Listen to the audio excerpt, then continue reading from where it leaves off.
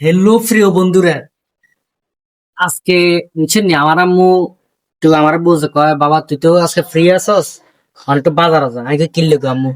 তা আমি বলছে যে কয় এখানে কিছু আলপা চাউল আছে, এই আলপা চাউল গুলো একটু চুরানোর জন্য বোতলে একটু কথা বলছেন। তো এখন বাজারে যাইতেছি, মাথায় করে নিয়ে যাচ্ছে রাস্তার সামনে, তারপর গাড়িতে উঠি।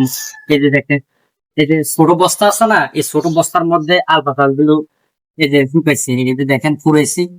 আর যাতে হাতে একটু নিতে যাতে সহজ হয়, তো এটার কারণে ব্যাগের ভিতরে নিয়ে ফেলছি। এই আর কি। এখন যাইতেছি, যাই সুরে আনবো আর কি।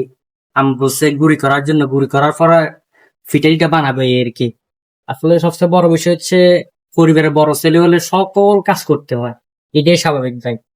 বড় ছেলে বাবার পরে বড় ছেলের জন্য সংসারের সকল চাপ গুলো আসে, এই কি এজন্য বড় ছেলে সকল কাজকর্ম করতে হয়। কথা কি বুঝতেছেন? এই কি, তা আপনারাও করবেন। ধন্যবাদ, ভালো থাকবেন।